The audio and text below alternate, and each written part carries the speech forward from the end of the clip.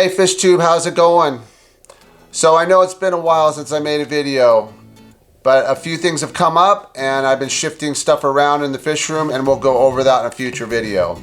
But exciting news is I did get 7 new discus, and we'll show those to you today. So I wanted to talk about a few things as far as getting these discus. I was going to do an unboxing on them, but unfortunately FedEx had lost the package and it took 2 extra days to get to me, or actually 2 days to get to me. Luckily, I buy a lot of fish from this distributor or breeder in, I believe it's Washington. I'll leave a description of his website. But I have bought probably about 5 or 6 shipments from him and never lost a fish, so he ships real well. And other breeders, I couldn't say the same thing. On a couple of them, I was pretty heavy losses. So that's one thing about this breeder, it's Max Discus. So unfortunately I have some bad news about the wild discus with the gill problem. She passed away. She was eating real well. She was still struggling a little with her breathing, but I left in the morning and she ate about 4 pieces of shrimp, frozen shrimp, and when I came home she was on her side and she had died. I did everything I could for her. I probably spent a good 45 hours trying to get her better. And unfortunately, I think what would happen was the breathing. So when you have to breathe so hard to take in oxygen, I'm sure her organs were just taxed to the max, and she probably died of a heart attack or liver failure. So the unfortunate thing was the male stopped eating because I had taken her away and put her in a quarantine. So what I decided to do was create a grate and then split the tank and put them together so they could see each other. Now, one thing I did notice is when I put her back with the male without the grate, is he kind of got excited and wanted to breed, and she was nowhere near ready, obviously, if she passed away. So I decided to split them so they could see each other, and he improved dramatically when they got together. But when I got home and she had passed away, the male was actually sitting against the grate right next to where she was laying, and I could tell that he knew that she had passed away. So unfortunately he stopped eating right after. So he stopped eating for about a week after. And actually in this video you'll see that he actually this was the first time he ate since she had passed away. So that was unfortunate, and to tell you the truth, I wasn't very excited about making a video at the time. It almost was draining with all the work I'd put into her, and then she passed away.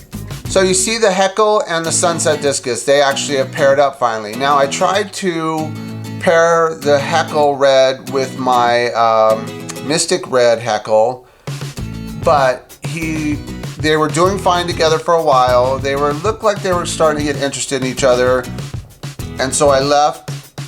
And when I came back, he had pinned her in a corner. So I decided she's just too valuable to even risk that. So what I did is put her in a separate tank, and then the Heckle red, which you'll see, and the orange or Sunset discus, I call her, they came in together, and they actually quarantined together with a grate in between them, and I noticed they were kind of always hanging around each other. So back together, they instantly started courting each other, and the male got really excited to see that orange one again, the Sunset. So they are a pair. They haven't bred yet, but I've noticed that they're kind of getting ready. Now she probably has to get gravid with eggs before they're gonna breed. So, you know, it's up to her to make the timing of breeding, but they're getting along, they're hanging out together, and they're doing real well, and they're eating real well. We have the Pigeon snakeskin. Now that's what it was sold to me as. I'm not convinced on that name. I see no snakeskin in this. So if you can figure out a good breed name for this, or what you think it might be, if you can comment below and give me some ideas. I could search the internet, but it's just easier with more people watching this channel to ask them if their opinion on that strain. Pigeon blood snakeskin just doesn't seem right to me, but you know, whatever. So the problem with this strain is they are a lighter fish, so they do not really darken up. They've had about 14 spawns, and I've gotten 1 fish from them. which is hilarious because usually I get about an average of 150 to 200 fish per spawn.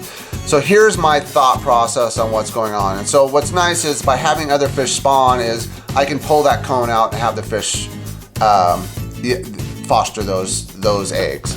So that's not a big deal. You know, sometimes I do have to sacrifice those eggs, so I have to weigh it out what I really want as a strain. So with these pigeon blood, snake skin, or whatever we're gonna call them in the future, my guess is they were artificially raised because they really have no parental instinct at all. They've spawned about 14 times, and I would say about 5 of those have been viable spawns where fry have been produced, and they usually get about to day 3 or 4, and then they just ignore them.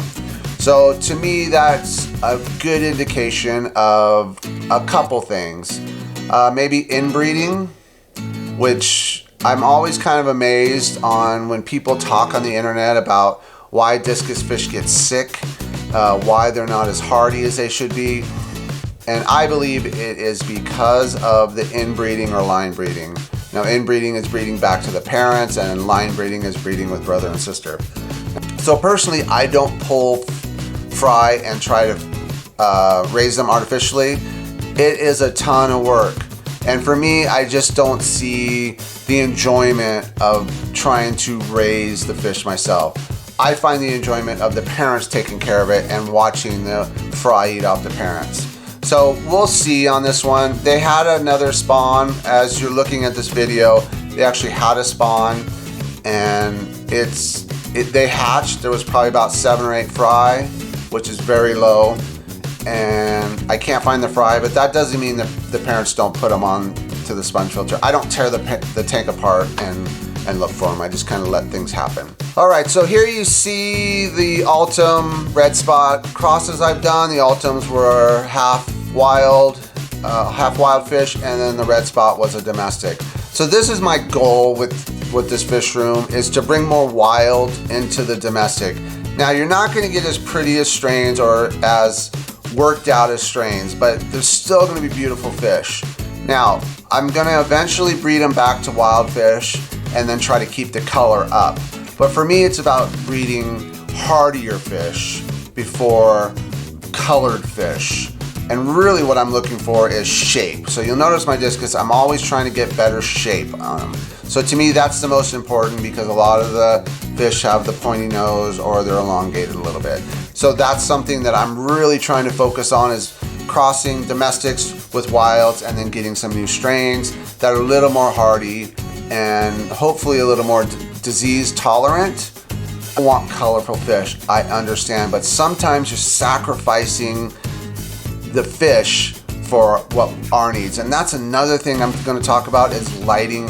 What you'll notice on my tanks is I don't light my tanks. I keep my tanks kind of dim or dull, and that's on purpose, because if you look at fish in the wild, they're not in bright light ever.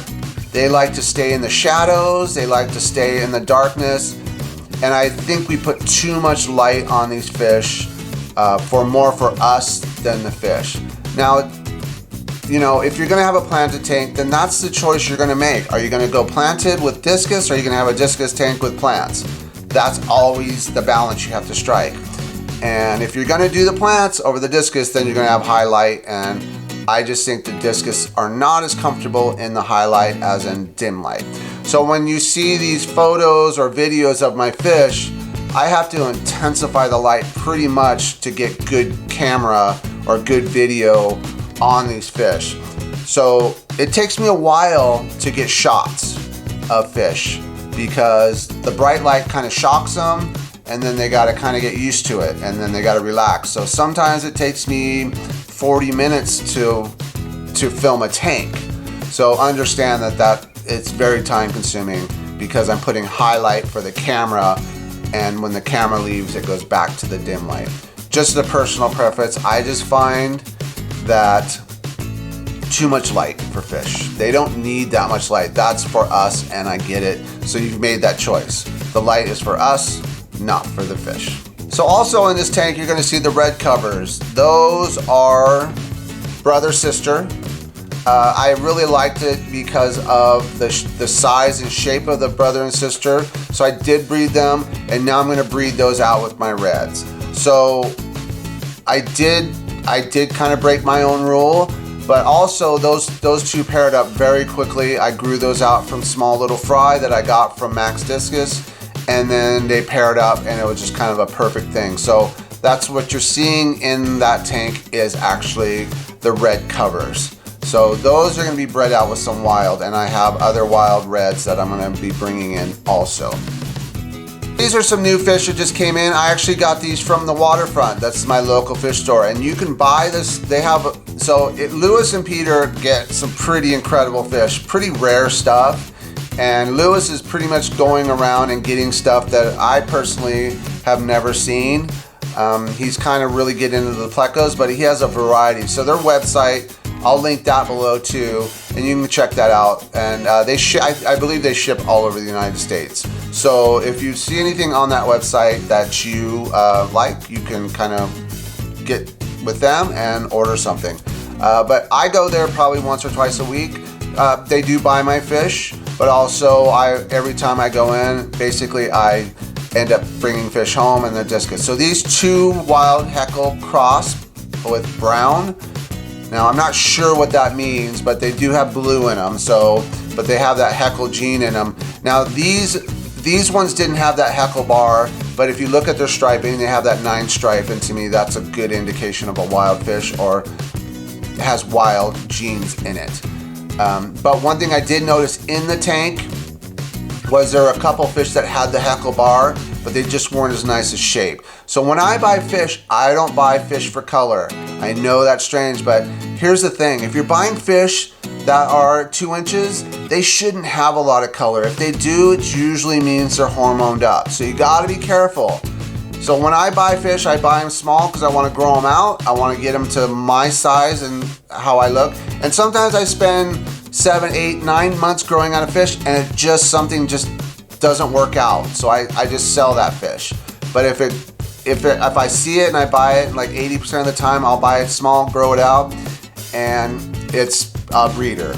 So that's when I buy fish by shape first, and then color comes in. Okay, now that's a little different than most people because most people want to buy a small fish that's colorful. I'm just warning you that sometimes the most colorful fish you see, they are treated with hormones, and that's not a healthy fish. So this is I think my nicest fish I have in the fish room, and this was actually picked up by a local breeder, and he's really nice. It's a Mystic Red Heckle cross, and what's nice about it is when I bought it from the breeder, I got it for a pretty good price, but we both noticed that he had kind of the blue face going, and that blue face is getting more prominent every day. So for me, that's something that's really exciting to get a red fish with a blue face. And so that's something I'm going to be working on and getting.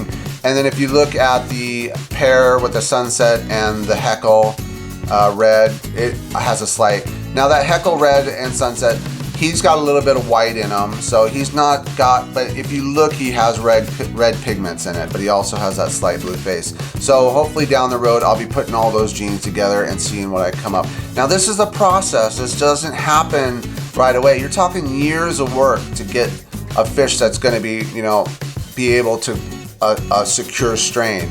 But that's not my goal. My goal is to make hardy fish and then good looking fish, round, because Discus are round, I want it to be round, and then the color we'll work on down the line. But my first goal is to get a hardy fish that's a little more tolerant, has a good immune system. So the 5 new Discus that came in from Max. Now I've bought probably about 5 shipments, I would say 25 to 30 fish, and they've all survived. But the reason why I do it is because I can send him a email and say, hey, I'm gonna get another shipment from you. Same thing, can you send me shape, oversize? And because I know he's an excellent breeder, he knows what I'm looking for. But usually what ends up happening is he sends me really nice round fish that got some color. So these fish are pretty nice. All kinds of methods for acclimating fish. And I want to be clear that I'm not advocating one over the other. just personally what's worked for me and what has not worked for me. So for what worked for me is I try to get my tank to neutral and about 150 parts per million. Now, 200's acceptable, so 150 to 2. I try to get it in there and I try to get the pH of 7. Now, I don't check pH, I don't check hardness, I just kind of know how to manipulate my water and get it close. And whether it's in that range, 7.2, 6.8, that's fine.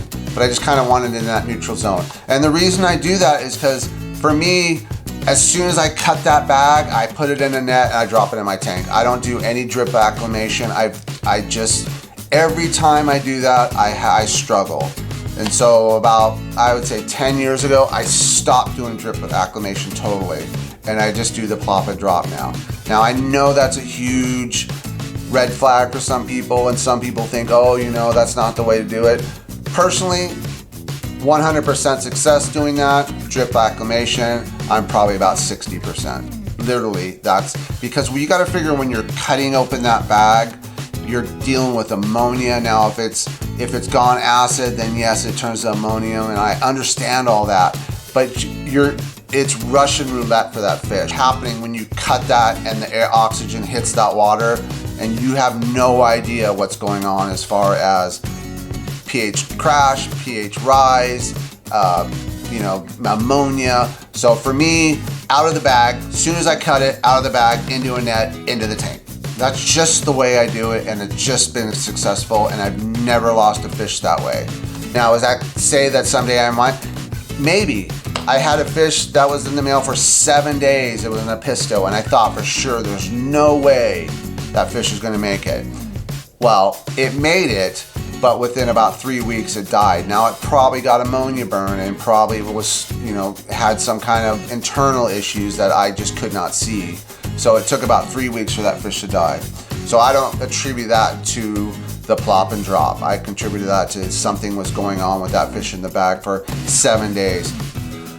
Okay, so if you're still watching, obviously you found hopefully some good content. Hopefully you found, maybe you learned something, maybe not. Maybe I'm annoying or whatever and you just turned off the sound and watched the pictures. Either way, that's fine. If you enjoying it and find any value, please consider subscribing, but only if you're interested. If you're not interested, I don't want people to subscribe and then leave. I'd rather you just kind of watch for the next year maybe, and if it's something you like, then maybe down the road you subscribe. But this is my 25th video. I feel like I'm getting better at this, but it's still a lot of work. For this video alone, I want to say that I'm going to put in with editing and setup and B-roll. I'm probably about 3 to 3.5 hours total, and I still haven't went to editing as filming this. So sometimes editing takes a while because there's hiccups and just putting everything together is hard. 158 subscribers. This is incredible, guys. I'm amazed, I'm amazed, I'm amazed. So thank you so much for watching, and I'm going to try to get back on track as far as getting videos out. All right, that's it. Good night.